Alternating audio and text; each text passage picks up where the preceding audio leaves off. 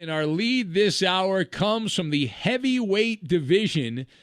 Not boxing. We're not talking about boxing here. We are talking about a rotund NBA player for the second consecutive show. We have a story from Pro Basketball about a player who's got caught with a jelly belly. Right there. Now, this is move over Luka Doncic. Hold my beer. We're talking about James Harden. Have you heard about James Harden? Now, we talked a lot about Harden because he's a malcontent. He doesn't want to be in Houston anymore. So James Harden, who is attempting to horseshoe his way out of Houston, made quite an entrance.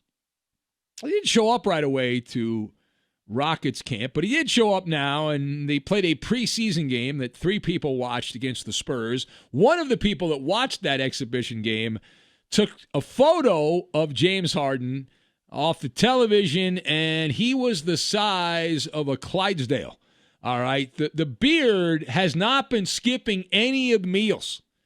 It would appear, based on this photographic evidence, the very brief offseason, the Rockets exited stage right during the playoffs, but they still had several months of rest and relaxation. But Harden showed up on the court noticeably larger than he had looked during the bubble run in Florida. Many people were looking at the photographic evidence saying, well, that can't be real. That's Photoshop. That's fake.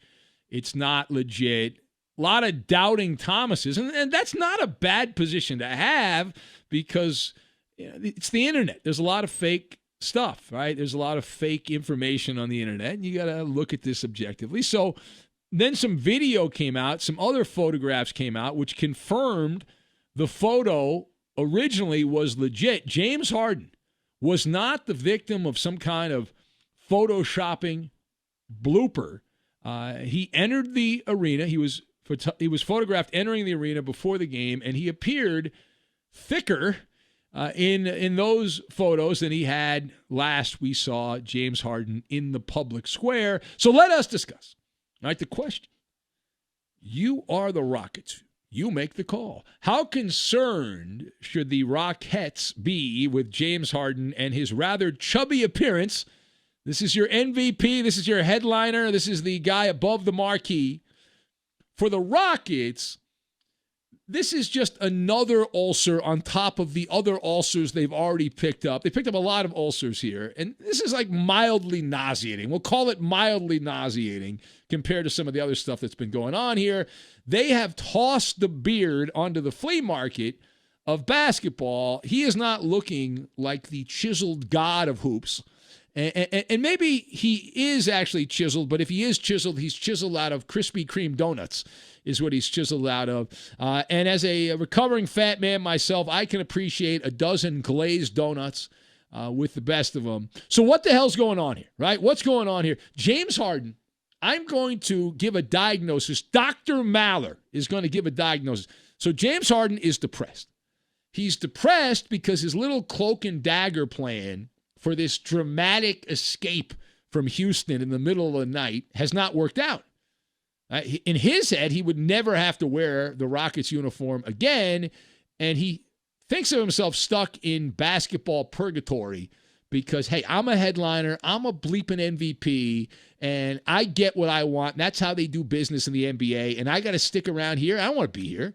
You think I want to play with John Wall and DeMarcus Cousins? These guys have one healthy leg. I don't want to play with these guys. So my theory and my diagnosis is that James Harden is verklempt, right? He's self-medicated the condition. He's treated the stress of not getting what he wants, boo-hoo-hoo, and some old-fashioned emotional healing and eating are taking place here, right? So he's eating to mask the pain. Now, scientists have pointed out that food is used as a way to fill a void, and it creates this false feeling of fullness and makes you whole. That's why they have things like comfort food. I mean, who doesn't like comfort food? Now, normally, comfort food is something that your mama and your dada gave you when you were a kid, right? It brings you back to when you were a child, and whatever that might be. That's typically how that goes. And I got to tell you, for Harden, who knew the food at the strip clubs is still up to standard? Because, I mean, he's been hanging out. You follow the tabloids, and all Harden does is go from jiggle joint to the ballet here, there, and everywhere. Now, furthermore, so I like a good fat joke. James Harden fat jokes are wonderful right now. And so I don't know that we'll be able to do a lot of them on the lame jokes this week at the end of the week because we have the Weed Man roast seemingly every week. But James Harden fat jokes, it's like a rite of passage on an NBA season. It's a ritual that goes back many years. Now, these photographs, these latest photographs are jaw-dropping, right? You're like, whoa, thunderstruck. But it is a tradition. It's like Punxsutawney Phil. Will Punxsutawney Phil see the shadow or not in Pennsylvania on Groundhog Day? We have had similar monologues over the years sporadically. James Harden is good for a couple of Maller monologues a year. Typically, he'll screw up in the playoffs, and we get to highlight that. And then we get to highlight when he shows up looking very obese, shall we say. And then occasionally he loses weight. Like he lost a lot of weight. There were photos of him in the Arizona desert during the summertime before the NBA came back, and he looked svelte. He looked thin, lean, mean wrecking machine. Now, the other side here, and to be fair, not that we're ever supposed to be that fair in sports radio, to play devil's advocate, though, the beard has proven. He is the rare athlete that has proven you can be fat but fit. And there is research, and I really hung on to this research when I was at my fattest, that has suggested, if you look at some of the medical journals, that just because you're overweight, it does not necessarily mean that you are not fit or healthy. So there is a chance, like James Harden does look like he's been eating a lot of those all-you-can-eat buffets. And he's been chubby over the years, and he's still been able to produce some epic stat lines, despite looking like a lard ass from time to time. And these pictures are not an optical illusion. We need to stress that again. James Harden, he ought to dump the beard moniker, and there's plenty of great pet names you can get if you're a fat athlete. The NBA has sporadically had over the years some of the great fat nicknames of all time. You had Bryant Reeves, this big pasty white guy for the old Vancouver Grizzlies, who was nicknamed Big Country because he was the size of a big country. More recently, you've had Glenn Davis, affectionately known as Big Baby, because he was like a big, giant baby. Then you had Charles Barkley, one of the all-time great fat nicknames, the Round Mound of Rebound, which was wonderful. The late, great Robert Traylor, they called him Tractor because he was the size of a tractor, and he passed away too young. One of my favorites was Stanley Roberts, who was the more talented player. People can't believe this, but Stanley Roberts, when he was in Baton Rouge at LSU, was a more gifted offensive player than Shaquille O'Neal, and even in the NBA had more moves than Shaquille O'Neal had. Unfortunately, he loved to eat anything that did not move off his plate. He would eat it, and they compared him when he was in college. His nickname was Fat Albert. They called him Stanley Roberts. One of the other, there's two other guys that are, when you think of fat NBA players, and this guy wasn't even fat, but he has the nickname Lafayette Lever of the Denver Nuggets, Fat Lever. That's wonderful. And the greatest of all time, John Williams. Now, if you're old, you know who John Williams was if you're a basketball fan. John Williams had a couple of nicknames. One of them was the Louisiana Purchase because he was the size of the Louisiana Purchase. The other one, which was the gold standard, is Hot Plate. They called him Hot Plate Williams because he loved a good hot plate of food. He loved it. So we got to come up with a new nickname for James Harden here until he loses the weight. And I'm guessing if he gets traded here, I'm going to go out on a limb, put my neck out there, that if Harden gets traded to Miami, he'll go on that South Beach diet, and he'll lose like 20 pounds just like that.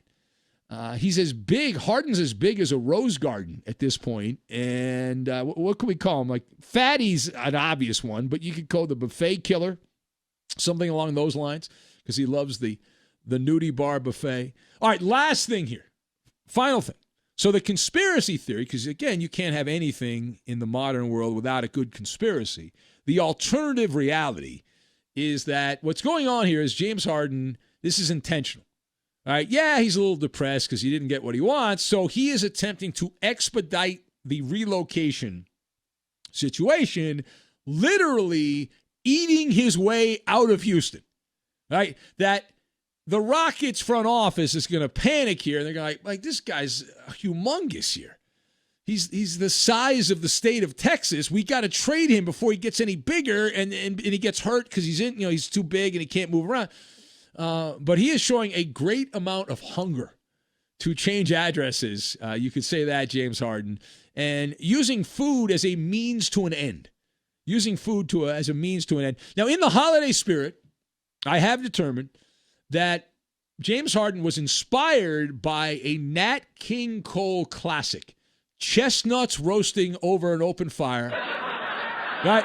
Except Harden decided, he heard chestnuts, and his head immediately went, you know what? The greatest athlete of all time living is Joey Chestnut, the great competitive eater from the hot dog eating contest on Coney Island in New York. And so that's the Babe Ruth of eating. And hey, let me tell you, if James Harden continues to consume enough Twinkies and Ding Dongs here, he is going to get up to that Joey Chestnut level, and he will eat his way out of a Rockets uniform. And when he gets to his new team, he's going to have to get a bigger size jersey. We've all been there. You know, you try to squeeze in to the uniform that doesn't quite fit properly. You got your big gut, your big beer belly hanging over there. It's a bad look.